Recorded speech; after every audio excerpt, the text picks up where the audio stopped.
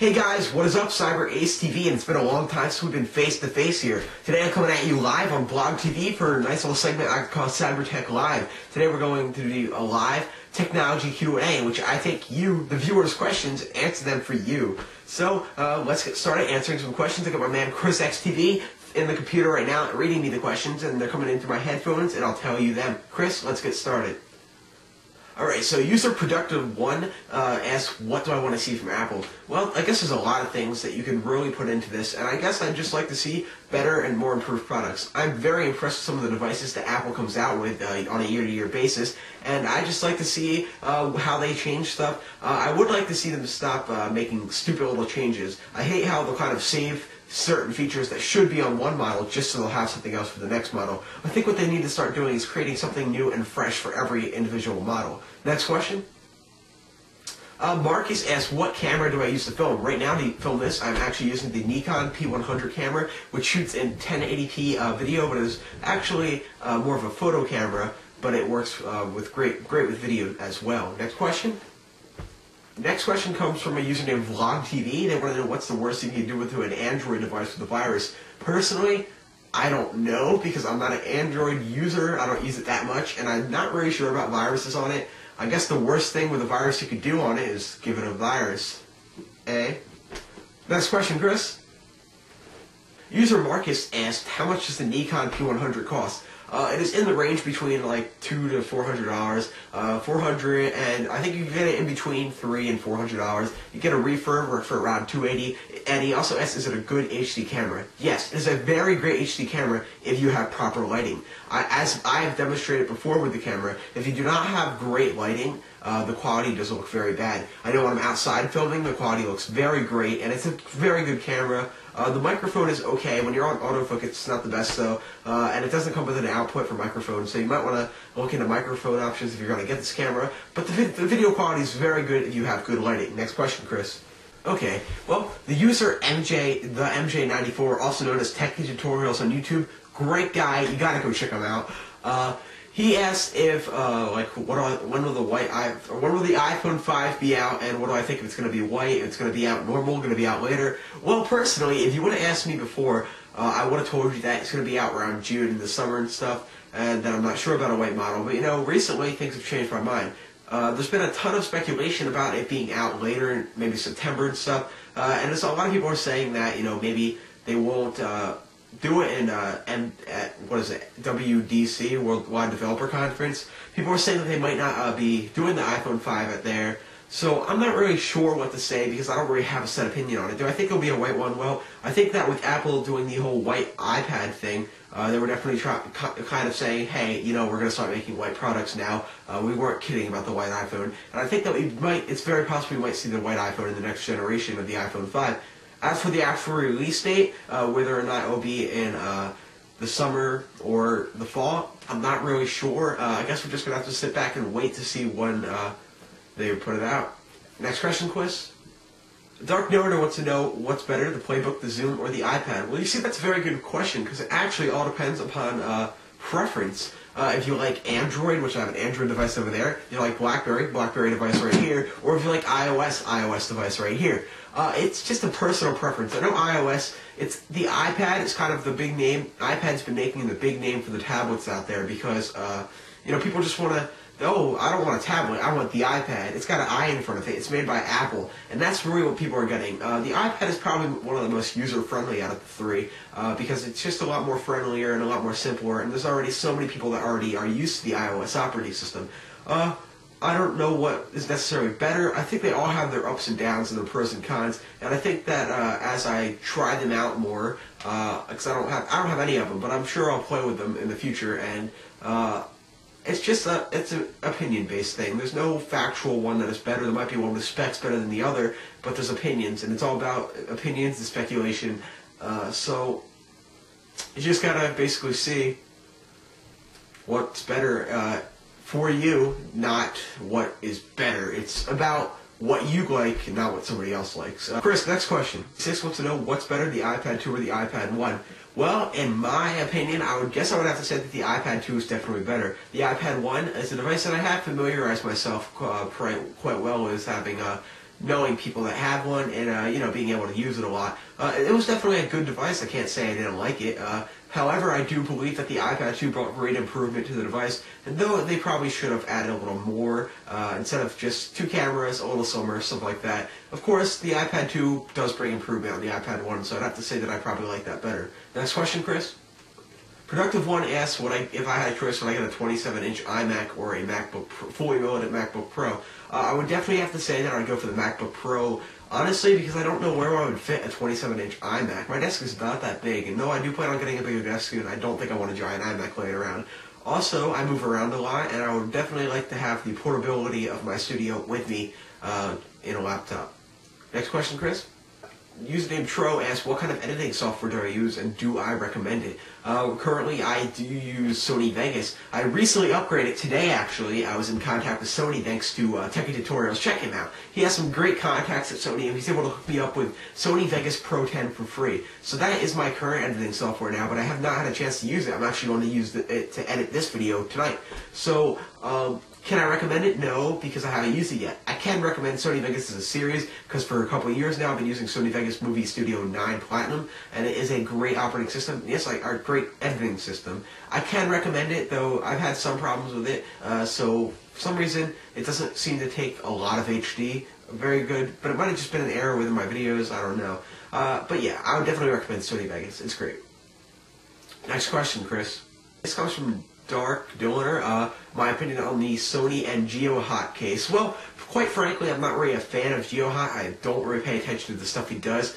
I am familiar with the stuff going on with him. I believe he jailbreaked the PS3, and now they want to sue him. Excuse me.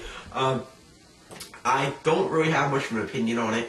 I believe that it's a matter of what the law is. I know jailbreaking was once illegal and now it is legal. However, if Sony wants to sue him for whatever he is infringing, that's up to them. And I guess if he broke the law, he did. And if he didn't break the law and they're just trying to make a big deal out of it, then they're trying to make a big deal out of it. I really don't have a formal opinion on that case, just because I don't know enough information to really talk about it. Next question, Chris. 66J Lopez asked Mac or PC, and now it's really just like the iPad versus BlackBerry tablet versus Zoom. It's a matter of preference. Basically, the Macintosh's computer do specialize in certain things, such as movie editing and picture editing and sound editing. They are really good for production assets, stuff like that. However, PCs do offer tons of solutions for editing and stuff like that. The PC seems to be more of what you'll see in your average office, while the Mac is something that you'll see in a studio. Next question, Chris.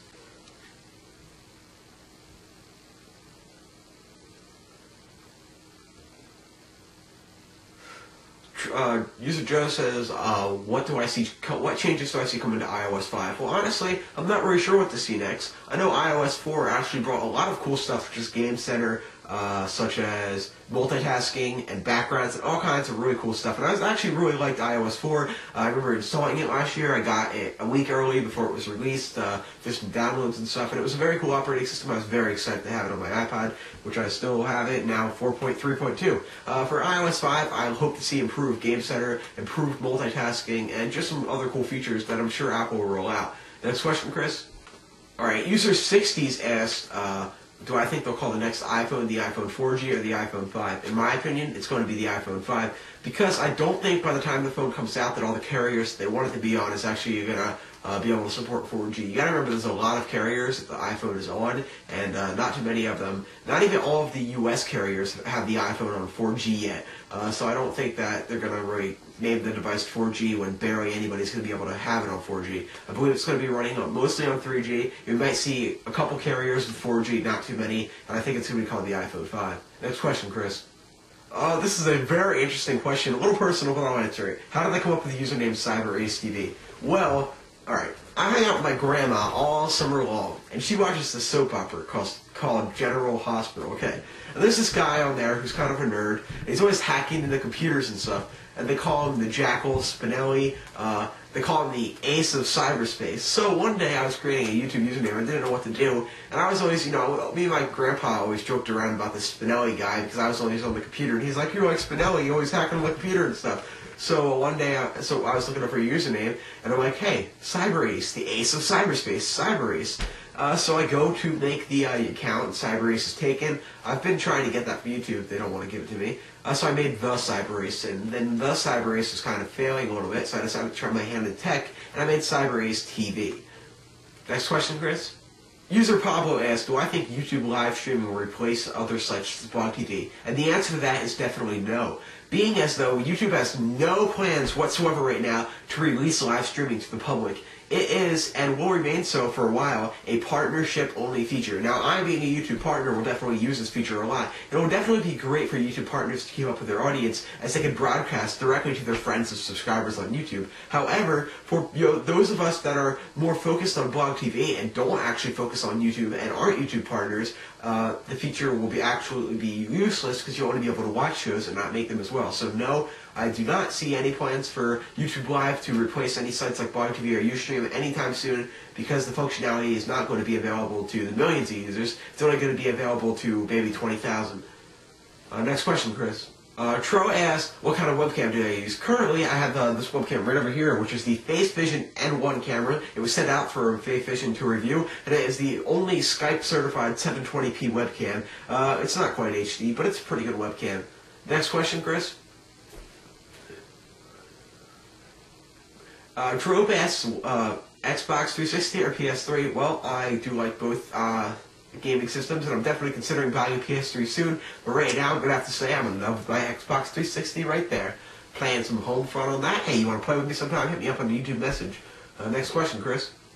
The Appleman dude says, what case do I normally use my iPhone, and which one is my favorite? Well, to be honest, I don't have an iPhone. I'm a BlackBerry user. Crazy, I know. But I'm on Sprint, and Sprint does not have the iPhone right now, and it probably never will. So unfortunately, my options are kind of limited. There are a lot of great phones on Sprint, but the iPhone is not one of them. However, I do have an iPod Touch 3rd generation, and I've been spotting the Cyclops case for a long time, since about the summer. So I guess Cyclops is definitely one of my favorite case makers, because I really like my Cyclops case I have here, and that is what I've been using every day for a long, long time. Next question, my man, Chris. Dark Donor wants to know what my current web browser is. That is such an easy question. Google Chrome all the way. I'm a huge Google fan, and I do love Google Chrome. I clearly do believe that it is the fastest browser, as it has been tested, so, and I really like it. I do use Firefox as a second browser because I do manage a lot of YouTube channels, and I like to keep Firefox open on the side with signed into another YouTube. But I use Google Chrome for CyberAceTV mainly, and that's the only. I use Google Chrome just for CyberAceTV. I use Firefox to sign into my other YouTubes usually. Next question, Chris. The guest CTM wants to know, how did I get a lot of exposure on my YouTube channel? Well, it kind of started out. I was actually very small on YouTube, and I achieved partnership when my channel was really small.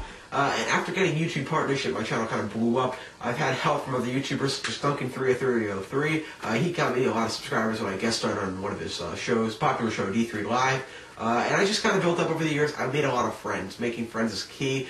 And over the year, I've built up, an audience. And just since, I believe, January of 2010, I've racked up over about 2 million views between my channels. That's pretty amazing, and I really want to thank all you guys for that.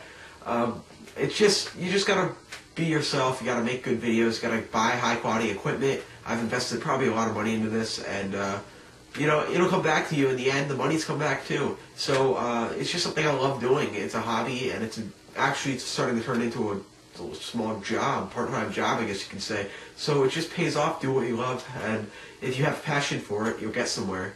And next question, Chris. Dark Donor asked, what's my favorite video game of all time? Such an easy question. Star Wars Battlefront 2.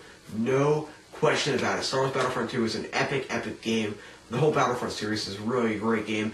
Imagine it's basically Call of Duty in the eyes of a Stormtrooper, Droid, Clone Trooper, or Rebel Alliance person. It's a great, great game. I really liked it, and I recommend you guys all play it. It's outdated now. It was for the PS2 and the Xbox, but if you guys have a PS2 or an Xbox 360 or one of the older PS3s, then I recommend picking up the older version of the game and playing it, because it's still a great game. And Chris, would you agree on that? My buddy Chris says he'll agree. It's a great game. I recommend it. Next question, my man.